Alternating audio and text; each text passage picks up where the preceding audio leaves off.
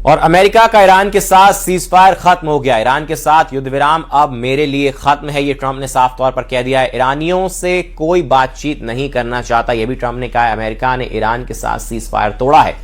Trump ने यह भी कहा है कि मेरे लिए ईरान के साथ सीजफायर खत्म हो गया है। सीजफायर टूटते ही शेयर बाजार में बड़ी गिरावट आई है। तो देखिए, ये बेहद बड़ी खबर, बेहद बड़ी जानकारी आप तक पहुंचा रहे हैं, जहां पर अमेरिका का ईरान के साथ सीजफायर खत्म हो गया। ईरान के साथ युद्ध विराम अब मेरे लिए खत्म है। ये अमेरिकी राष्ट्रपति डोनाल्ड ट्रंप ने साफ तौर पर कह दिया है कि उनके लिए युद्ध विराम खत्म है। ईरान के साथ युद्ध विराम अब मेरे लिए खत्म। अब ईरानियों से कोई बातचीत नहीं करना चाहता, बातचीत ही नहीं करना चाहता, यह भी साफ तौर पर डोनाल्ड ट्रंप ने कह दिया, अमेरिकी राष्ट्रपति ने। और इसी की वजह से कच्चे तेल की कीमतों में भारी उछाल देखने को मिल रहा है। इसका असर शेयर बाजार पर भी देखने को मिला और सीजफायर टूटते ही आप देखिए शेयर बाजार में बड़ी गिरावट आई है, बड़ी गिरावट आई है। मेरे लिए ईरान के साथ सीजफायर खत्म, ये साफ तौर पर डोनाल्ड ट्रंप ने कह दिया है। इसके पहले सीजफायर हुआ था।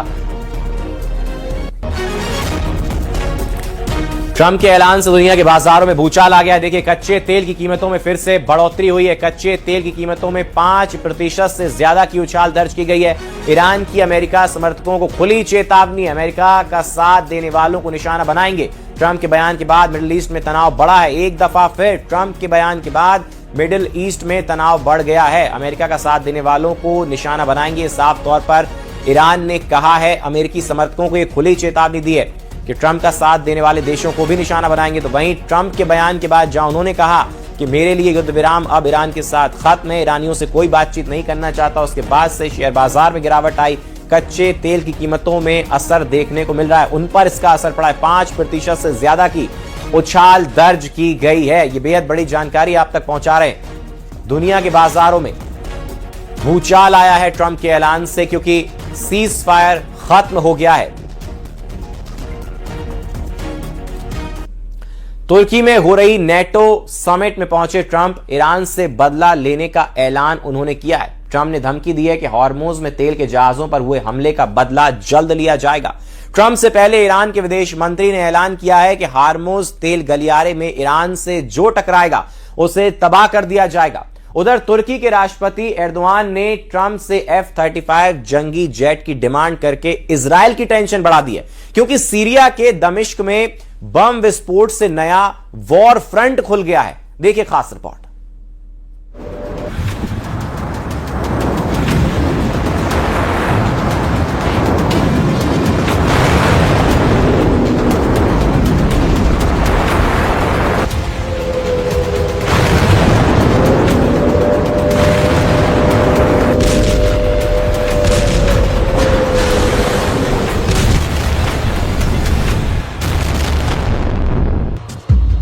खाड़ी में फिर से मिसाइलें डराने लगी हैं। ड्रोन बमों का तूफान दिखने लगा है। फिर से धमकियां आने लगी हैं। फिर से हथियारों की टक्कर शुरू हो गई है, क्योंकि ट्रंप ने कह दिया है कि डील विद ईरान और फिनिश द जॉब।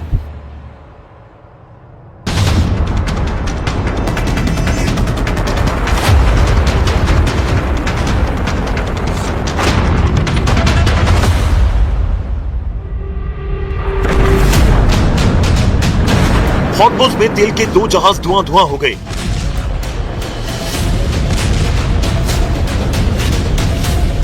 अमेरिका ने आरोप लगाया कि हमला ईरान ने किया, जिसका बदला बराबर लिया जाएगा।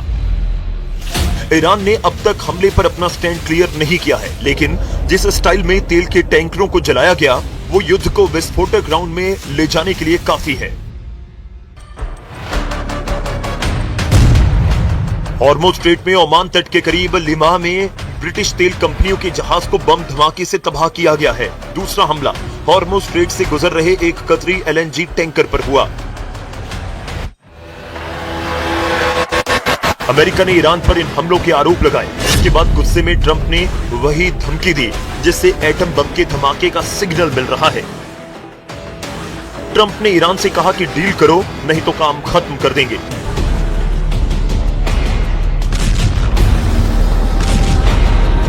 ट्रंप ने धमकी में करोड़ों लोगों पर असर डालने वाले हमले को जोर देकर कहा है, We'll make either. Look, we're going to win one way or the other. We're either going to make a deal or we're going to finish the job. Okay, and it won't be tough to finish the job. I'd rather make a deal because I don't want to affect 91 million people. We can knock down their bridges in 1 hour.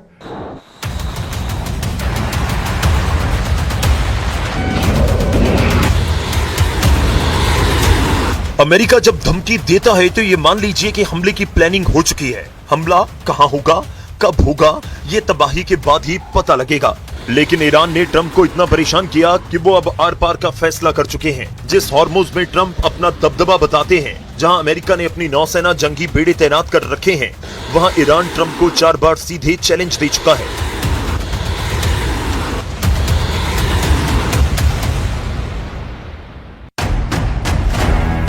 22 April 2026 Hormuz से तेल tanker गुजर रहे 2 जहाजों पर drone बम फटा, Trump शांत रहे।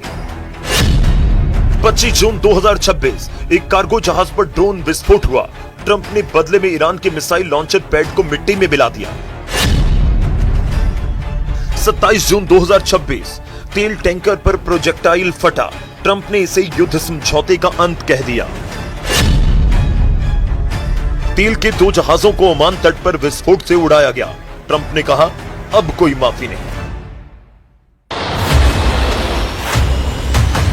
Trump ने पहली गलती माफ की थी, दूसरी पर वो गुस्सा हुए थे, तीसरी पर उन्होंने बदला लिया था। लेकिन ईरान की चौथी गलती ट्रंप को बर्दाश्त नहीं हो रही है, क्योंकि जिस तरह खामेनी के जनाजे में उन्हें जान से मारने की धमकी दी गई, उसे ट्रंप नजरअंदाज नहीं करने वाले। ट्रंप की दुखती रग पर ईरान ने हाथ रख दिया है। ट्रंप जिस स्टाइल में दुश्मनों को धमकी देते हैं, ईरान ने भी उन्हें उसी अंदाज में ललकारा। ईरान ने यहां तक कह दिया कि अगर ट्रंप ने धमकी देना बंद नहीं किया तो समझौता तो टूटेगा ही, अमेरिका को खाड़ी में कोई बचा नहीं पाएगा। ईरान के विदेश मंत्री ने साफ कहा कि हॉर्मुज में वही होगा जो ईरान चाहेगा। जिसने भी इस इलाके में दखलंदाजी की, उसे मुंहतोड़ जवाब दिया जाएगा।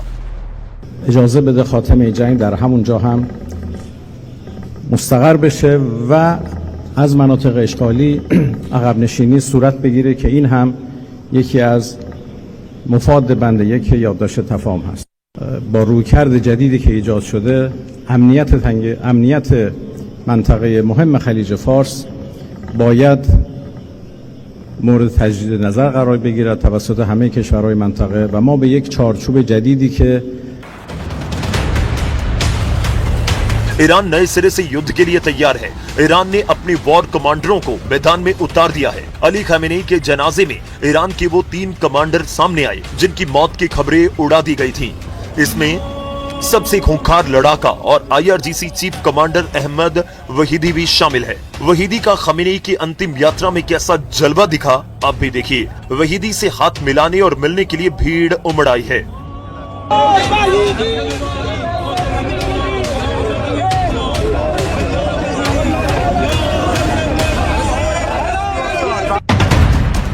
अहमद वहीदी इस्लामिक रेवोल्यूशनरी गार्ड के चीफ हैं। अमेरिका इजराइल की स्ट्राइक में वहीदी के मारे जाने की घोषणा की गई थी। हालांकि उस वक्त ईरान ने इसे खारिज किया था, लेकिन सार्वजनिक तौर पर वहीदी सामने नहीं आए थे। अब खामेनी के अंतिम संस्कार में वहीदी सामने आए। वहीदी ने ट्रंप को धमकी देते हुए कहा कि ईरान को सरेंडर कराने का अमेरिका का सपना चकनाचूर हो चुका है, हम लड़ने से पीछे नहीं हटेंगे।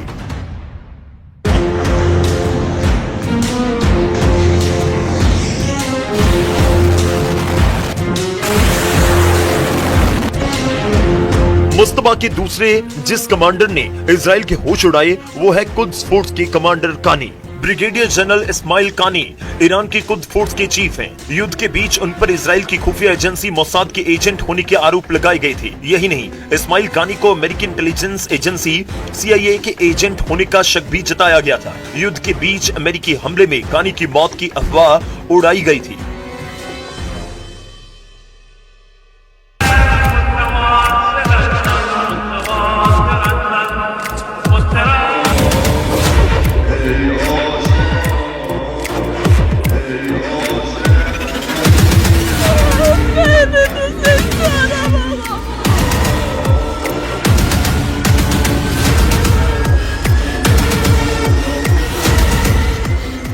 मगर सुप्रीम लीडर की विदाई देने कमांडर कानी पहुंचे थे।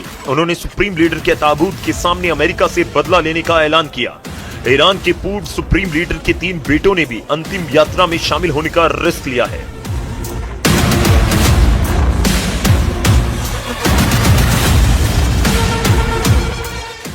खामेनी को विदाई देने ईरान के पूर्व राष्ट्रपति महमूद अहमदीनेजाद भी पहुंचे, जिन्हें इजराइल का सबसे कट्टर दुश्मन कहा जाता है। जिस तरह ईरान में अली खामेनी को विदाई दी जा रही है, वो अमेरिका के लिए बड़े खतरे का सिग्नल है। इसलिए ट्रंप ने ईरान को नए सिरे से दहलाने का ऐलान किया है।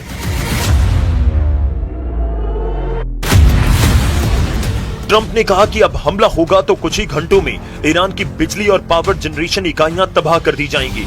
ट्रंप ने धमकी दी कि वो 1 घंटे के अंदर ईरान के सभी पुल गिरा सकते हैं।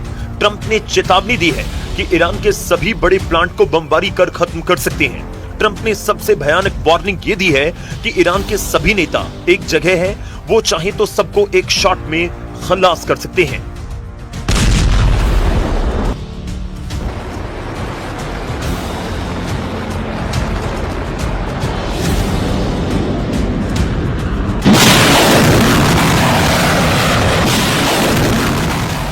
We'll make either. Look, we're going to win one way or the other. We're either going to make a deal or we're going to finish the job. Okay, and it won't be tough to finish the job. I'd rather make a deal because I don't want to affect 91 million people. We can knock down their bridges in 1 hour. We can knock out their energy supply, all of those big plants that they built, big, beautiful, modern plants. They had a lot of money.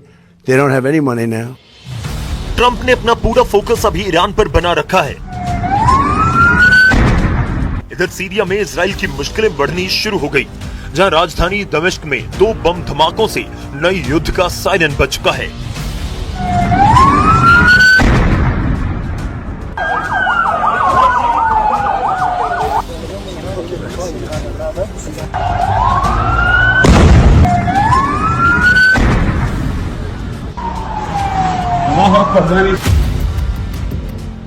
दमिश्क में धमाका उस hotel के पास हुआ जहां France के राष्ट्रपति Emmanuel Macron अपनी आधिकारिक यात्रा के दौरान ठहरे हुए थे।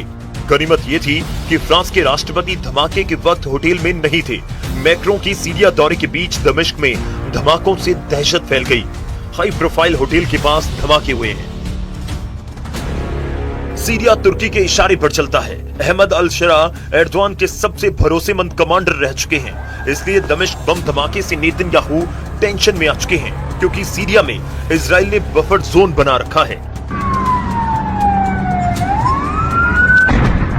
जैसे लेबनान में इजराइल ने सिक्योरिटी के लिए सेना तैनात कर रखी है, वैसे ही सीरिया में भी इजराइल की सेना मौजूद है।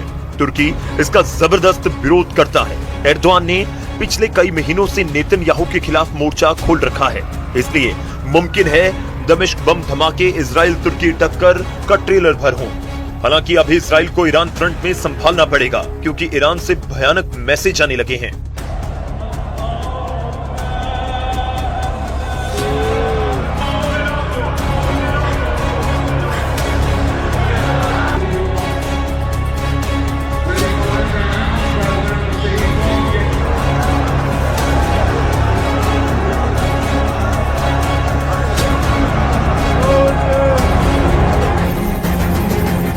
अमेरिका और इजराइल को बड़ा मैसेज देने वाली तस्वीरें देखिए। 28 फरवरी को ईरान के सर्वोच्च नेता अली खामेनी को अमेरिका और इजराइल ने मार डाला था। अब उनका जनाजा बता रहा है कि जिस मकसद के साथ ही युद्ध शुरू किया गया वो खोखला था। ईरान के कुम शहर में जब खामेनी का जनाजा निकला तो अंतिम विदाई में इतने लोग पहुंचे कि पैर रखने तक की जगह नहीं थी। वहां ये हाल तब है जब इजराइल के हमलों ने ईरान की कमर तोड़ दी है। ईरान की लीडरशिप से आधे से ज्यादा साफ हो चुकी है। सुरक्षा कारणों की वजह से ईरान के मौजूदा सुप्रीम लीडर और अयतुल्ला खामेनी के बेटे मुस्तफा अंतिम विदाई में शामिल नहीं हुए हैं।